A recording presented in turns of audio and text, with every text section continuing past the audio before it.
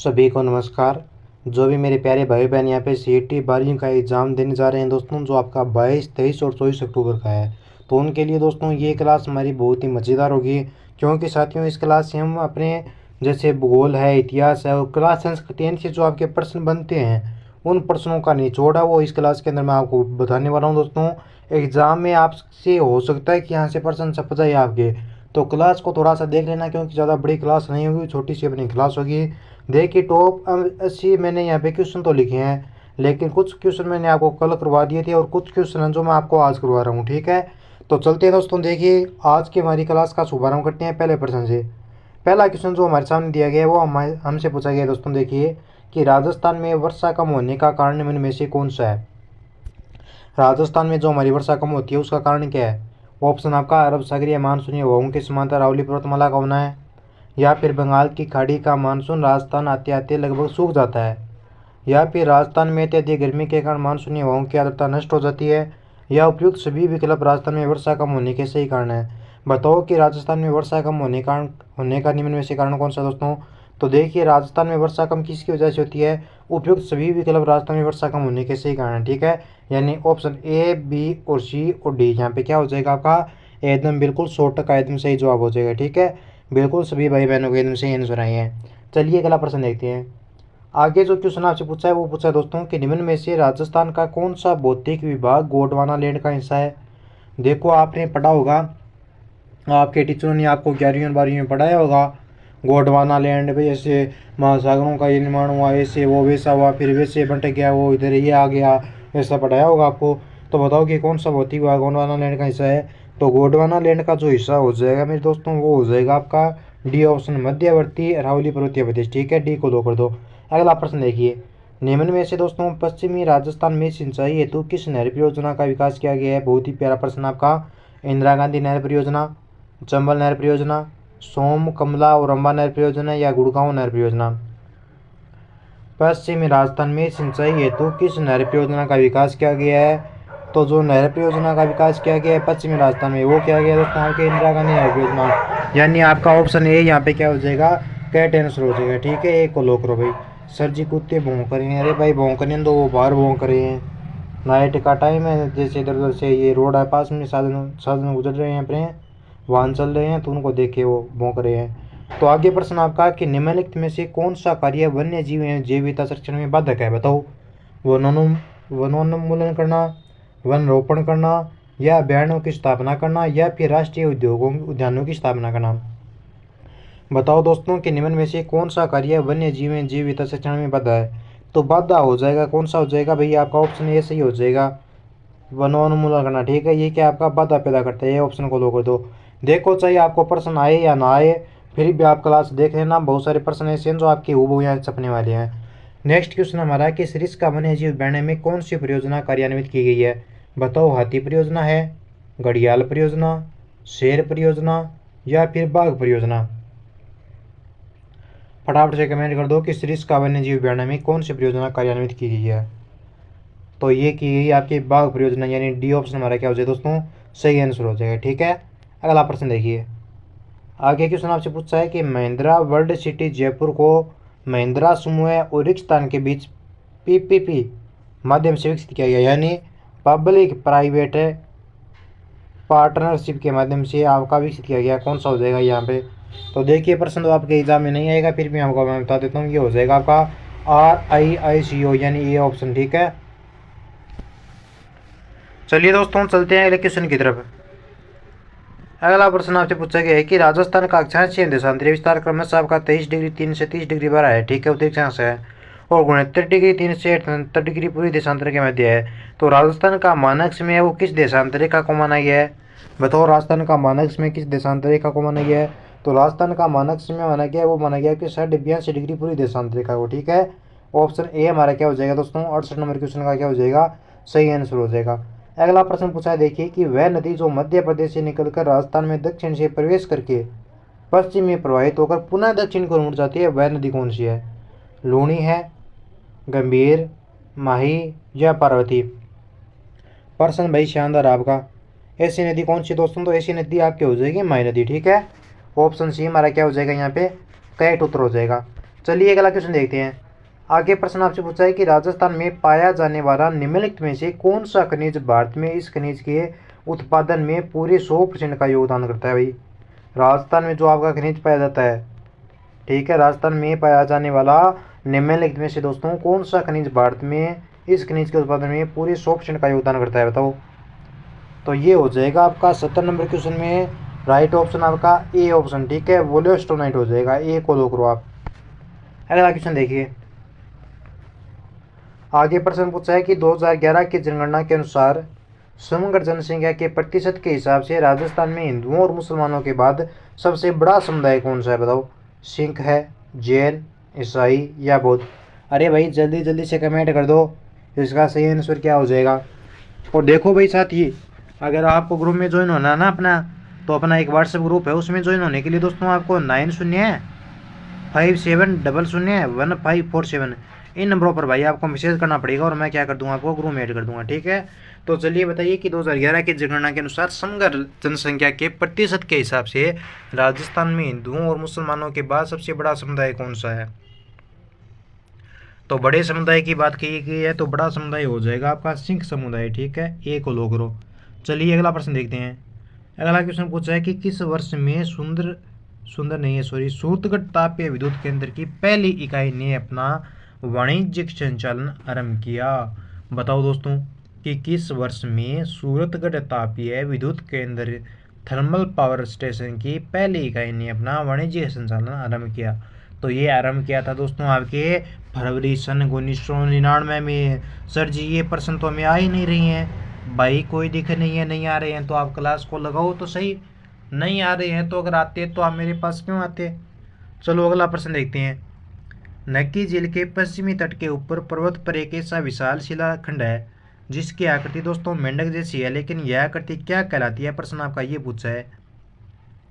बाल नन रोक कहलाती है, रोक डोक कहलाती है या टोट रोक कहलाती है, या इनमें से कोई नहीं। नक्की झील के पश्चिमी तट के ऊपर पर्वत पर एक ऐसा विशाल शिलाखंड जिसकी आकृति एक मेंढक के जैसी है, यह कहलाती है। तो यह कहलाएगी दोस्तों आपके टोड रोक कहलाएगी। क्या कहलाएगी, टोड रोक कहलाएगी। अगला प्रश्न देखिए।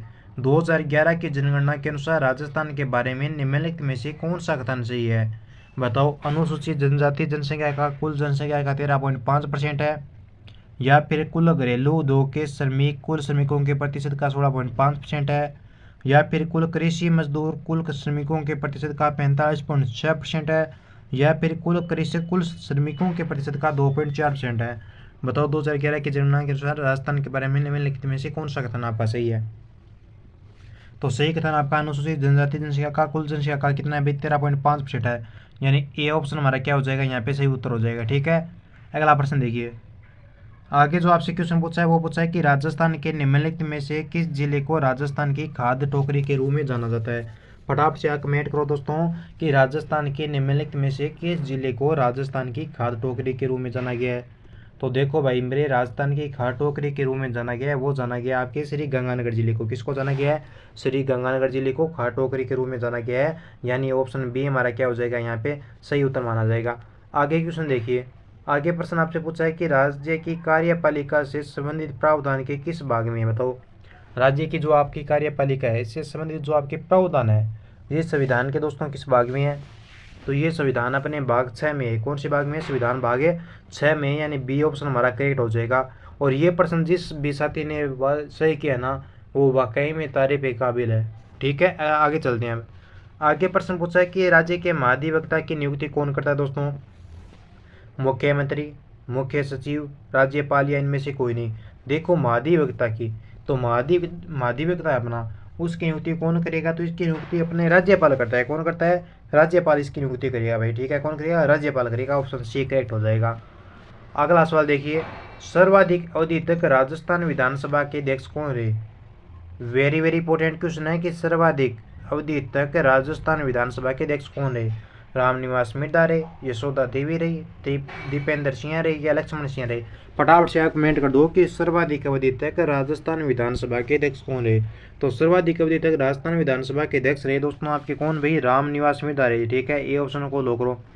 सर्वाधिक पूछे विधानसभा के अध्यक्ष कौन रहे, तो राम निवास विद्या यानी श्री राम जी को याद करना आप, ठीक है। आगे चलिए, आगे प्रश्न पूछा है कि महाराणा प्रताप खेल पुरस्कार किस वर्ष प्रारंभ किया गया?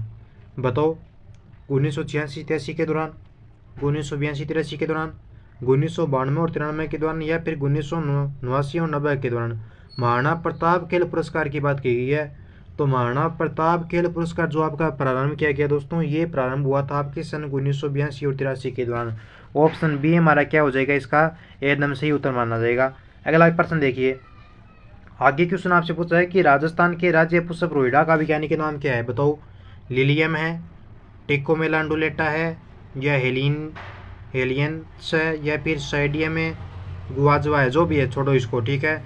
देखो यहाँ पे ये मिसप्रिंटिंग हुआ है, ठीक है। तो बताओ भाई, राजस्थान के राज्य पुष्प रोहिड़ा इसका वैज्ञानिक नाम पूछा है, ठीक है। मैं आपके सामने यहाँ पे ऑप्शन देता हूँ, प्रोसेपेसिनेरिया, ठीक है, प्रोसेपेसिनेरिया, ठीक है।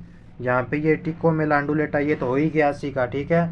और आपके कौन से ऑप्शन है भाई, और आपके गंजेला हो गया, ठीक है, गंजेला हो गया, और कैमल्स को वो कहा जाता है ना आपका। तो बताओ कि राज्य पुष्प रोहिड़ा का वैज्ञानिक नाम। तो देखिए यहाँ पे सभी भाई बहनों ने तो सही आंसर किया है। और 80 नंबर क्वेश्चन का बी ऑप्शन बता रहे हैं ना, टिकोमेलांडुलेटा, कि राजस्थान राज्य का पुष्प रोहिड़ा है और इसका वैज्ञानिक नाम सर जी क्या आपका टिकोमेलांडुलेटा होगा। देखो मैं आपसे एक बात पूछूं कि रोहिड़ा है, रोहिड़ा सर्वाधिक दोस्तों आपके किस भूभाग में पाया जाता है? अगर आपके एग्जाम में प्रश्न आ गया तो आप क्या लो करोगे? अरे भाई मुझे कमेंट करके बताइए कि रोहिड़ा है ना जो आपका, ये राजस्थान के किस भाग में सर्वाधिक पाया जाता है? ठीक है, राजस्थान का राज्य पुष्प रोहिड़ा, इसका वैज्ञानिक नाम आपका वनस्पति के नाम पूछे ना, वो क्या है? टिकोमेलांडुलेटा है। लेकिन रोहिड़े को दर्जा की मिला, तो दर्जा मिला इसको रोहिड़े को आपको 31 अक्टूबर 1983 के दिन तो आपके रोहिड़े को वनस्पति का दर्जा मिला, ठीक है। और इसे राजस्थान का क्या कहा गया है? सागवान कहा गया है। इसे राजस्थान का सागवान अमरूशोभा कहा जाता है। और रोहिड़ा दोस्तों आपके सर्वाधिक पश्चिमी भूभाग में पाया जाता है, ठीक है। रोहिड़े का जो आपका वृक्ष होता है, ठीक है, इसको नुकसान कौन पहुंचाता है? भाई प्रश्न आ जाए कि रोहिड़े को नुकसान कौन पहुंचाएगा, तो एक चूहा होता है। कौन सा चूहा दोस्तों? जरवील नामक एक चूहा होता है जो क्या करता है दोस्तों, इसको आपके नुकसान पहुंचाता है, ठीक है। आगे प्रश्न देखिए, रोहिड़े और ये खेजड़ी के वृक्ष है ना, इन दोनों को आपके जो दर्जा दिया गया था वो मिला इनको 31 अक्टूबर 1983 को। अगला प्रश्न देखिए कि राजस्थान साहित्य अकादमी उदयपुर द्वारा वर्ष 2023-24 का सर्वोच्च मीरा पुरस्कार जयपुर के रतन कुमार सांबरिया को उनके किस उपन्यास के लिए दिए जाने की घोषणा 26 सितंबर 2023 को की गई? प्रश्न आपको नहीं याद करना है, फिर भी आपको मैं बता दूं कि इसका सही आंसर हो जाएगा, वो होगा आपका सांप, ठीक है। ए ऑप्शन करेक्ट हो जाएगा। आगे चलिए, अगला प्रश्न है कि राजीव गांधी ग्रामीण एवं शहरी ओलंपिक 2023 में कौन सा जिला सर्वाधिक पदक जीतकर ओवरऑल चैंपियन रहा? बताओ कौन सा जिला सर्वाधिक पदक जीतकर दोस्तों ओवरऑल चैंपियन रहा? तो ये रहा था भाई मेरे आपकी कौन सा ऑप्शन आपका बी यहाँ पे सही हो जाएगा, हनुमानगढ़ जिला रहा, ठीक है। बी ऑप्शन को लो कर दो आप। चलिए अगला प्रश्न देखते हैं। आगे प्रश्न पूछा है कि मिस अर्थ इंडिया 2023 का खिताब जीतने वाली प्रियन सेन राजस्थान के किस जिले से संबंधित है दोस्तों? तो ये प्रियन सेन है ना, ये आपके राजस्थान के किस जिले से इसका संबंध है? अगर आपके एग्जाम में प्रश्न आए तो ध्यान में रखना, इसका संबंध हो जाएगा आपके सीकर है क्या, सीकर से होगा क्या? नहीं गुरुजी, तो किससे होगा? सीकर से ही होगा। हाँ बिल्कुल सीकर का होगा भाई, डी को लो कीजिए। चलिए दोस्तों आगे चलते हैं। अगला प्रश्न पूछा है कि राजस्थान सरकार ने किस नवगठित राजस्थान राज्य कृषि ऋण राहत योजना आयोग का अध्यक्ष अक्टूबर 2023 में उन्होंने किया था? आपके बताओ किसको किया था? फटाफट से कमेंट कर दो भाई, फटाफट से कमेंट करो।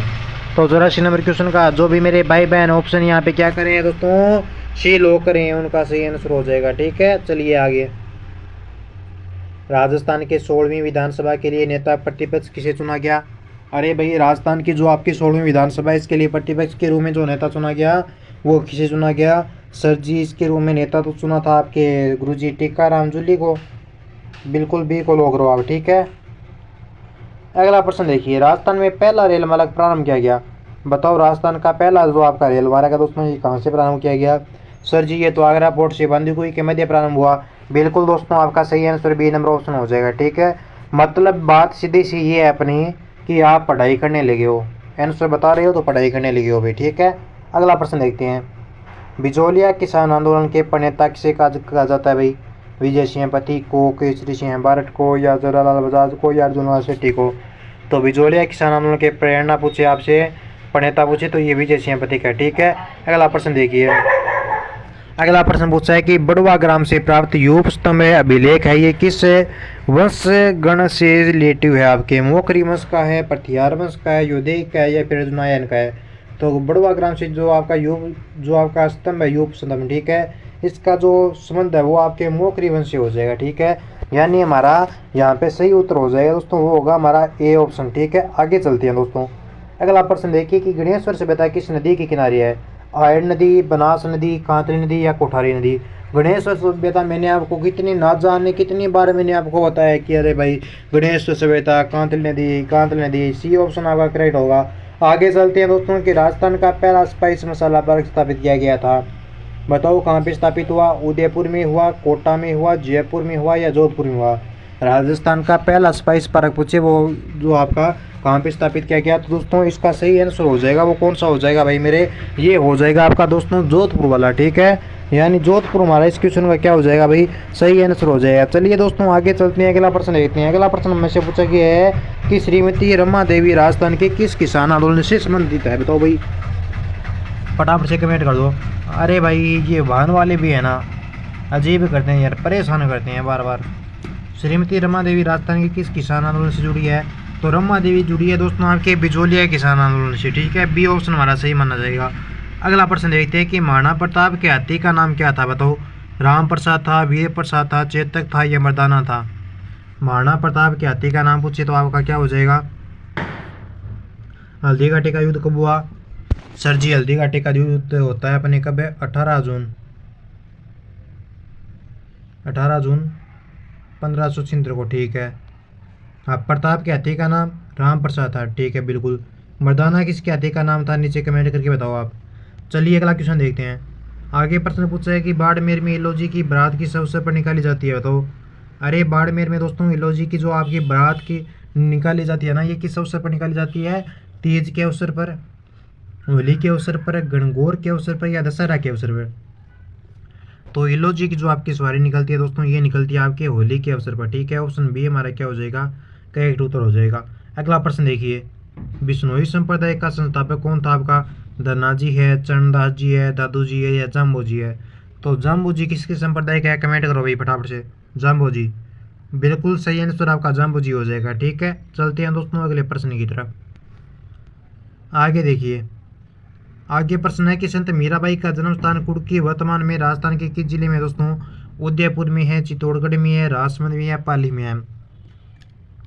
बताओ, संत मीराबाई का जन्म स्थान कुड़की वर्तमान में राजस्थान के किस जिले में है?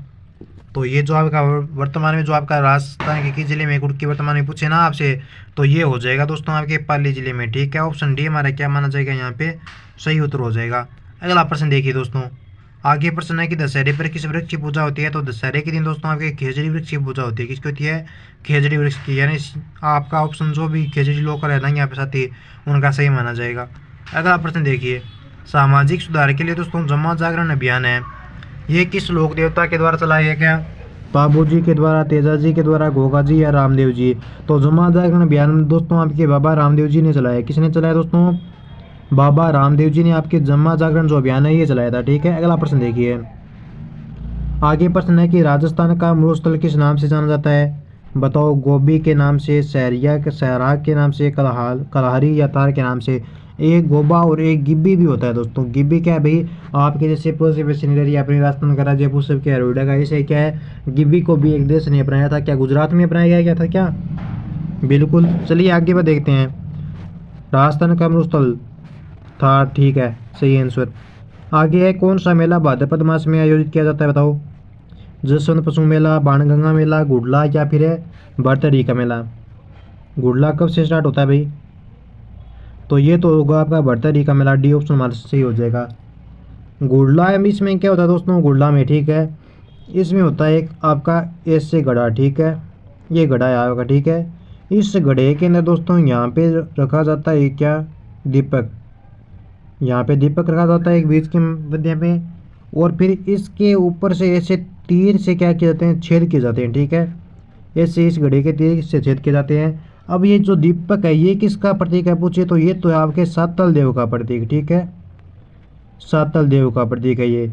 और घड़ा पूछे इसके जो छिद्र किए जाते हैं ये किसके प्रतीक है, तो ये दोस्तों जो आपके दो बंदे थे जिन्होंने क्या किया यहाँ पे महिलाओं का हरण किया था गणगौर की, जब वो गणगौर का त्यौहार मना रही थी उस टाइम, ठीक है।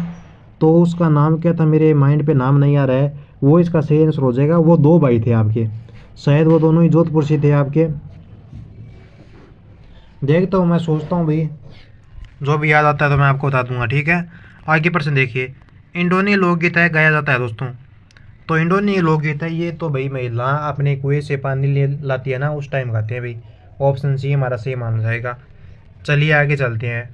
आगे तो है नहीं गुरुजी, कोई दिक्कत नहीं है भाई, मेरे आगे प्रश्न नहीं है तो। अब मेरी बात को ध्यान सुनो, अगर आपको सीईटी का एग्ज़ाम इस बार क्लियर करना है भाई मेरे, अगर आपको सीईटी का एग्ज़ाम इस बार क्लियर करना है ना, तो इस यूट्यूब चैनल को भाई सब्सक्राइब कर लेना। बाकी इधर उधर मत भटको भाई, मैं वीडियो आपका शॉर्ट डालता हूँ आपकी तैयारी का आकलन करने के लिए, ठीक है। भटकने से कोई फ़ायदा नहीं है, आज का ज़माना है दोस्तों आपके सेल्फ स्टडी करने का। जो बंदा जितनी ज़्यादा सेल्फ स्टडी करेगा, रिवीजन करेगा, वो उतना ही आगे बढ़ता चला जाएगा। बात सिंपल सी सीधी सी है। प्लस में व्हाट्सएप ग्रुप में ज्वाइन होना है आपको, तो 9057001547 ये अपने व्हाट्सएप ग्रुप के नंबर है, इन पे मैसेज करना, ग्रुप में ऐड हो जाना, ठीक है। तो जय हिंद जय भारत दोस्तों, मिलते हैं जल्दी नेक्स्ट अगले वीडियो में। खुश रहिए, मस्त रहिए।